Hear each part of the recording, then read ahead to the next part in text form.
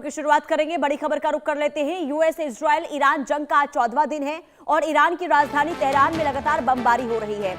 Mehrabad airport पर Israel ने हमला एक बार फिर से किया है। बमबारी में ईरानी KC-74 टैंक तबाह किया गया है। ये बड़ी खबर आपको बता रहे हैं। इजराइल की ओर से देखिए, अब लगातार उन जगहों पर हमले हो रहे हैं ईरान में जहां पर सैन्य ठिकाना है ईरान का, जहां पर हथियारों का जखीरा है ईरान का।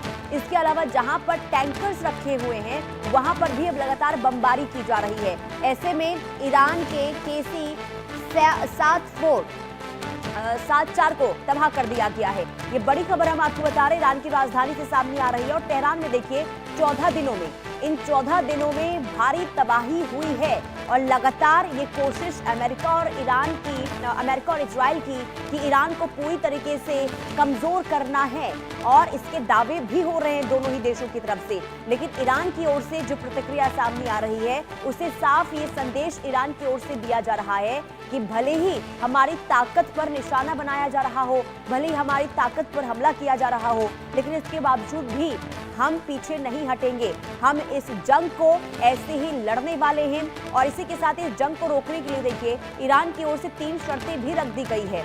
और ऐसे में आप सीधे तौर पर ये समझ सकते हैं कि ईरान की मंशा आगे क्या है। ईरान ये चाहता है कि इस युद्ध को लंबा खींचा जाए ताकि अमेरिका और इजराइल इससे खुद पीछे हटे। लेकिन अभी आगे क्या होगा, क्योंकि 14 दिन तो बीत चुके हैं। इससे पहले आपको याद होगा 2025 में 12 दिनों की जंग चली थी ईरान और इजराइल के बीच में, और ऐसा लगा था कि यही हालात इस वक्त भी देखने को मिलेंगे अमेरिका, इजराइल और ईरान के बीच में, और 12 दिनों में जंग खत्म हो जाएगी। लेकिन फिलहाल ऐसी स्थिति बनती हुई नजर नहीं आ रही है। और इसी बीच एक और बड़ी खबर, लेबनान में इजरायली सेना का जोरदार हमला हुआ है। इजराइल ने हिजबुल्लाह के ठिकानों पर रॉकेट दागे हैं। IDF का दावा है कि 350 से ज्यादा आतंकी मार गिराए हैं। 1000 ठिकानों पर हमले का भी दावा इजराइल की ओर से किया गया है। तो लगातार ये अटैक हो रहा है इजराइल की ओर से हिजबुल्लाह के ठिकानों पर, और ईरान को समर्थन देने का जो यहाँ पर ऐलान किया गया था हिजबुल्लाह की ओर से। और इसके बाद से ही जब हिजबुल्लाह ने इजराइल पर बमबारी शुरू की थी, इसके बाद से ही लगातार अब लेबनान पर इजरायली हमले रुकने का नाम नहीं ले रहे हैं। लगातार यहाँ पर बारूदी बारिश आप देख पा रहे होंगे कि कैसे वहाँ पर हमलों के बाद स्थिति बनी हुई है। रॉकेट के जरिए हमला हुआ है, रॉकेट के जरिए यहाँ पर तबाही मचाने की कोशिश लगातार लेबनान में हो रही है। और बेरूत में तो जबरदस्त वहाँ पर नुकसान पहुंचा है। और यहाँ पर इजराइल ये कह रहा है कि हम हिजबुल्लाह के ठिकानों को निशाना बना रहे हैं। हमारा मकसद ये है कि आतंकियों को खत्म करना है, हिजबुल्लाह की शक्ति को कमजोर करना है। लेकिन इसमें आम नागरिकों की भी जान जा रही है। और ऐसे में सवाल ये है कि आखिर ये लगातार जो जंग अभी चल रही है आखिर कहां जाकर थमेगी, आखिर कैसे ये रुकेगी। क्योंकि देखिए, एक तरफ इजराइल और हिजबुल्लाह लगातार एक दूसरे पर हमले करते हुए नजर आ रहे हैं, तो दूसरी तरफ इजराइल ईरान पर भी हमले कर रहा है, अमेरिका ईरान पर हमले कर रहा है। तो ईरान का भी पलटवार लगातार जारी है। और ये जो जंग है वो सिर्फ अब इन 4 देशों तक सीमित नहीं रह गई है, बल्कि इसकी आग जो है अलग अलग जो जगहों पर धधकती हुई नजर आ रही है। खास करके अब पड़ोसी देशों पर भी जिस तरीके से ईरान ने अपने हमले और भी ज्यादा तेज कर दिए हैं। और ईरान ने ये कहा है कि हमारा अब मकसद ये है कि अमेरिकी बेस को तो कमजोर करना ही है, और अगर अमेरिका की ओर से अमेरिकी बेस को खुद बंद कर दिया जाता है और वहां से हमले नहीं होते हैं तो उसके बाद हम अपने हमले रोक देंगे। लेकिन अमेरिका पूरी तरीके से ये दावा करता हुआ कि हमने जीत फतेह कर दी है और अब इस जंग में कुछ बचा नहीं है। और ये दिन भी बहुत जल्दी आ जाएगा जब ये जंग जो है वो खत्म हो जाएगी। लेकिन जो इस वक्त आक्रामकता देखने को मिल रही है हर ओर से, ऐसा संभव नहीं नजर आ रहा है कि ये युद्ध जो है बहुत जल्द खत्म हो जाएगा। उससे पहले ये जो तस्वीर आप देख रहे हैं वो जरा देख लीजिए। तबाही की ये तस्वीर है जो लेबनान से सामने आ रही है। रॉकेट के जरिए यहाँ पर एक के बाद एक हमले इजराइल की ओर से किए गए हैं। और IDF की ओर से यह दावा किया गया है, यानी कि इजराइल डिफेंस फोर्स ये दावा कर रहा है कि इस हमले में 350 आतंकियों को ढेर किया गया है। और इसी बीच आगे बढ़ते हैं, बड़ी खबर का रुख करते हैं। नए सुप्रीम लीडर मुस्तफा खामनई की ट्रंप को धमकी, ईरान के लोगों के खून का बदला हम लेकर रहेंगे। मुस्तफा खामनई की प्रतिक्रिया सामने आई है, हम किसी की शहादत को भूलेंगे नहीं।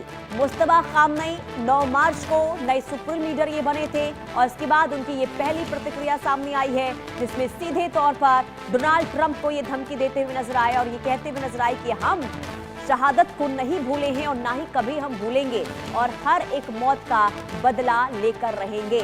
नए सुप्रीम लीडर जो इस वक्त अमेरिका और इजराइल के टारगेट पर हैं और अमेरिका ने नाराजगी जताई थी, डोनाल्ड ट्रंप ने नाराजगी जताई थी जब नई सुप्रीम लीडर के नाम का ऐलान किया गया था, मुस्तफा खामनई के नाम का ऐलान किया गया था। इसके बाद डोनाल्ड ट्रंप ये कहते हुए नजर आए थे कि हमें ये मंजूर नहीं है, हम ये चाहते हैं कि हमारे पसंद का वहां पर अब जो लीडर है वो बने।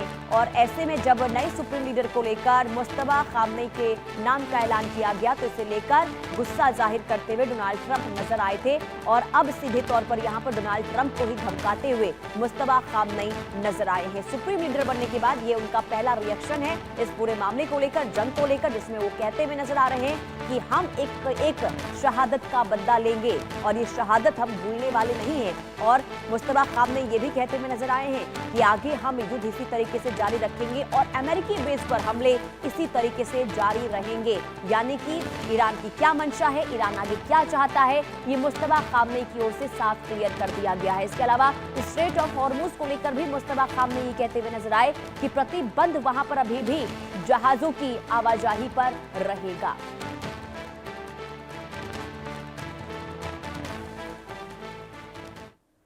तो ईरान क्या चाहता है ये हमने आपको बता दिया। अब जरा बात कर लेते हैं थाड की, जिसे लेकर आपको याद होगा दक्षिण कोरिया से थाड ले लिया गया है अमेरिका की ओर से, लेकिन आखिर क्या जरूरत पड़ी अमेरिका को थाड लेने की और थाड है क्या वो जरा हम आपको बता देते हैं। अमेरिका की उन्नत मोबाइल मिसाइल ये मानी जाती है, छोटी मध्यम दूरी की बैलिस्टिक मिसाइलों को नष्ट करने की इसकी क्षमता है और ऐसे में टारगेट से 150 से 200 किलोमीटर दूर हवा में ये मार गिराने की क्षमता जो है वो रखता है। विस्फोट करने की बजाय ये काइनेटिक एनर्जी का उपयोग करता है और ऐसे में दुश्मन की मिसाइल से टकराकर हवा में ही ये सीधे तौर पर नष्ट हो जाता है।